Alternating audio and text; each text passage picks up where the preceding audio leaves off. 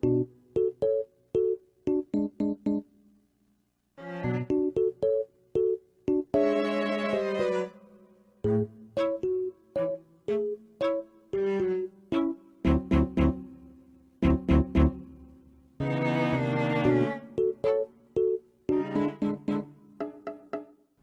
thing that's crazy about it being so big, your fan base is engaged, everybody's engaged. You make an announcement, and your announcement is talking about, hey, we're not going to continue the world of Black Adam, right?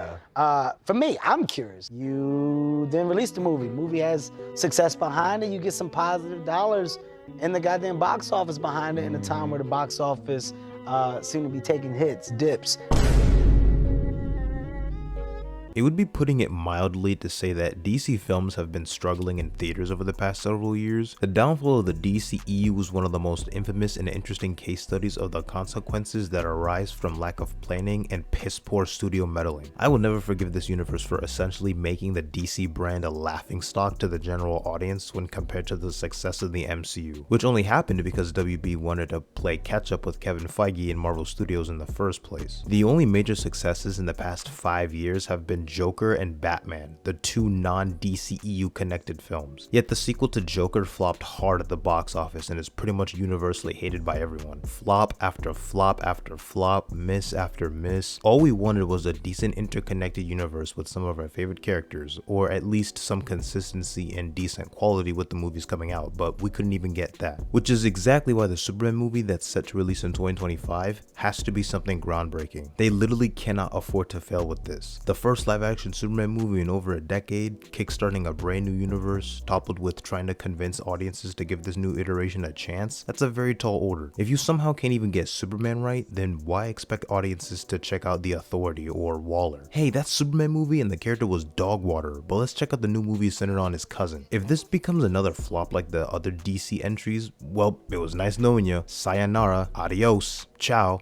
au revoir. Worst case scenario, David Zaslav or some other Warner Brothers executive would probably demand a bunch of Batman IP related projects for the next 10 years, especially taking into account the success of the Batman movie and the Penguin series. If someone like Superman can't keep the ground running, why would anyone expect them to take a crack at other characters who aren't nearly as popular? James Gunn, I pray that you popped off with this script. I'm trusting you to make this a banger. I don't want this channel to upload a video on July 11th, 2025 titled "The New Superman Movie Was Booty Cheeks." Please, bro, don't let it ever come to this. You've been 2 for 2 with DC projects with the Suicide Squad and Peacemaker. In the event that the Superman movie is a bunch of doo-doo butt, I'm gonna have to do a humiliation ritual or something. I'll probably eat a can of broccoli on camera, then shake some booty for the one time, I don't even know. Not only does the movie have to establish the world of the DCU, but it also has to do the Superman character justice. Part of the reason WB was so hesitant to invest in Superman more in the past was because executives had the preconceived notion that he's hard to write for and doesn't fit well in the modern world. Obviously this isn't true, but with how he's been depicted in media for a while now, it's not surprising most casual viewers share that same sentiment. It's kind of poetic how Superman is the first major pillar that'll be seen in the DCU, and potentially the one to save the DC brand if the movie actually turns out well. Why this adaptation has to work also relates to how interconnected the DCU will be, having certain TV shows and movies be in live action and animation. So if an actor is voicing a character in an animated show set in the DCU canon, that same actor will play their character in live action. Prime examples of this include characters in the Creature Commandos animated series, the first ever project in this new DCU. Frank Grillo voices Rick Flag Sr., and he will pop up as that same character in the Superman movie and in Peacemaker Season 2. Viola Davis voices Amanda Waller in the show, as well as Steve Agee voicing John Economos from Peacemaker. One of Wonder Woman's biggest villains, Cersei, is seen in the show and is voiced by Anya Shalatra, so if she ever pops up in Paradise Lost or in a live action Wonder Woman movie, she'll most likely be playing her on screen. It seems like Gunn wants to emphasize the lack of interconnectivity DC has had over the past several years, creating DCU stories that can be adapted in different ways. But just because something is set in the DCU doesn't mean it's going to have the same feel tonally or visually. A priority is to have creatives express their own unique vision into every project. So as many of you know, DC has been disconnected in film and television for a long time. And it's one of, our jobs, mine and Peter's, is to come in and make sure the DCU is connected in film, television, gaming, and animation. That the characters are consistent, played by the same actors, and it works within one story. And if something is outside of that, like Matt Reeves' Batman or Todd Phillips' Joker or Teen Titans Go that it is clearly labeled as DC Elseworlds, outside of the mainstream DCU continuity. So you can see why it's vital to have a performance that's decent or for Superman to be well written, because if he's not favorable to watch or doesn't have that charm, we gotta deal with that nonsense in multiple other mediums. This is exactly why every day I'm grateful Gal Gadot won't be returning as Wonder Woman in this universe. Not to mention, this is going to be the primary Superman for the next 8 to 10 years. Although I'm fairly confident David Corenswet will do a phenomenal job as Superman and Clark Kent. He's an amazing actor, and you cannot unironically try to push the narrative that any of James Gunn's movies have bad casting. Regardless of how you feel about the Suicide Squad, Peacemaker, or the Guardians of the Galaxy movies, all of the actors play their roles fairly well. David Corenswet is going to blow people the fuck away. Like, Sexy. you know, he is the movie star that, you know, that everyone just dreams he could possibly be. And I don't think anyone really understands the depth of this guy's talent. Dramatically, comedically, he's the best physical, you know, action star I've probably ever worked with, except for, you know. Yeah, take it down a notch. Except for Frank. Let's take it easy. I've heard Except the for Frank. stories. He's an amazing actor, and Rachel Brosnahan, people are going to die for her as Lois. Eddie Gathegi is Mr. Terrific. So it's really been it's been a great process. Where the edit is getting really close to being, you know, good. I mean, the movie's good, so it's like I feel good about it, and it's a, you know, I'm really hard on stuff, so it's been fantastic. I guess we'll see how audiences are feeling once they start rolling out with the marketing and trailers start to come out, but it's kind of pathetic to see a small minority of so-called fans spend 90% of their time whining and complaining about James Gunn's DCU, despite the fact that the very first project hasn't even come out yet. It's one thing if some of the negative buzz stems out of concern or just not vibing with what little has been shown. If you have any heavy skepticism or aren't too confident in the current trajectory, that's totally fine. At this point, anyone would be in the right to be concerned, especially with how much DC has been in the trenches these past few years. But it's a whole nother thing to want something to be considered a failure or flop over something idiotic. Man, this Superman movie is gonna be trash because Henry Cavill's not in it. Are you stupid?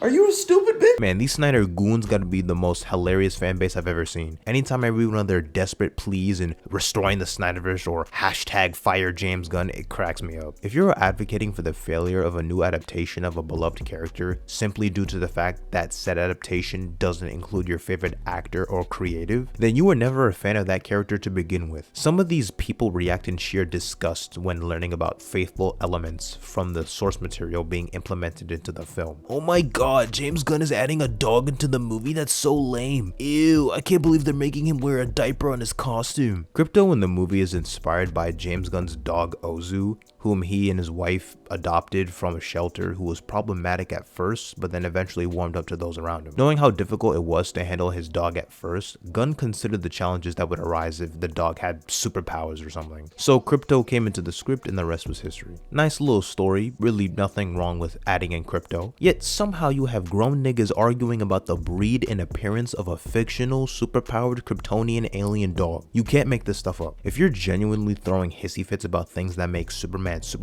you were never a fan of the character to begin with. You know people are just making up nonsense when one of their issues relates to an actor looking similar to the one that came before. So I guess according to this logic, David Corenswet shouldn't look like Superman because he looks too similar to Cavill, who looks like Superman. Now, if you prefer Henry Cavill stayed and not get booted, that's fine. Hell, I was mad too back in December 2022 when it was first announced he wasn't coming back. But at this point in time, the movie has already been filmed, the DCU plans are already in motion. Hell, the universe is starting in a month from now time of recording. The Snyderverse Justice League and its actors are not returning to their respective roles. Move on. You gotta move on.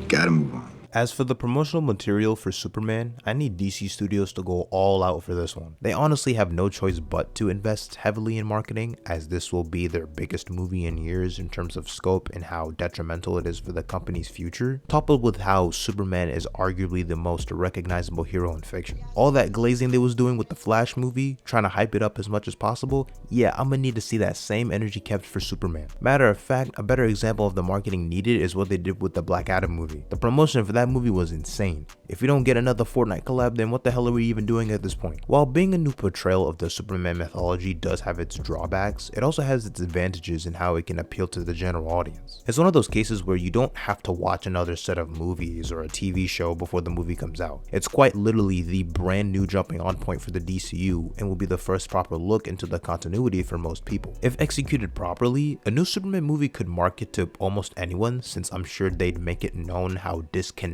this is from the DCEU. New actors, new costumes, different creatives, different vibes. I mean, who wouldn't at least be like, oh shoot, there's a new Superman movie coming out, after seeing just the logo or short teaser on TV or in the movie theater? Marketing wise, this needs to be DC's Barbie. I'm so serious. Instead of Barbie and Oppenheimer, it's about to be Superman and the Fantastic Four First Steps in July 2025. They aren't releasing on the same day, but their release dates are like 2 weeks apart, assuming Marvel doesn't delay Fantastic Four. An official Superman trailer premiering during the Super Bowl? That's an easy layup, dog. I don't even know if most of the casual audience knows there's a new Superman movie coming out to begin with, let alone a new universe. In terms of quality, this needs to be the Batman equivalent for Superman, a nuanced character study that explores Clark Kent as a layered individual, tackling the themes of optimism and humanity, diving into how Superman inspires those around him. Speaking of the Batman, there's always been this lingering question of, hey, should Robert Pattinson's Batman be integrated into the DCU? No.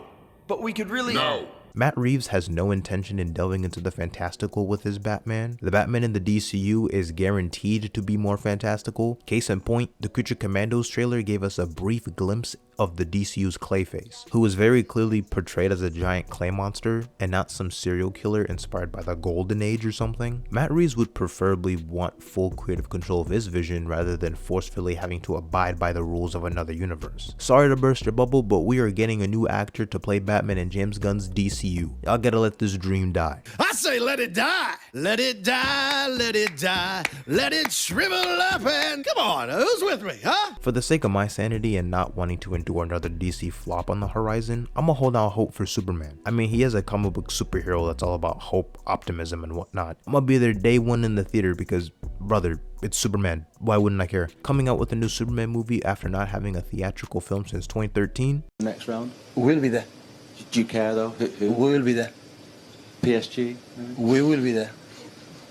We'll be there. It's going to be some interesting times for DC in 2025, with the Superman movie on the horizon, topped with updates on upcoming DCU projects like Lanterns and Supergirl Woman of Tomorrow, both of which are going to be filming early that year. Maybe some more info on the DCU Batman, but I wouldn't be surprised if they're holding out on that to not conflict with the Batman Part 2 in 2026, but only time will tell. But hey, as long as the movie is actually decent, people vibe with it, and is marketed well, I don't see why Superman wouldn't do well financially. If Gunn can cook with this movie, I think the DCU will do just fine.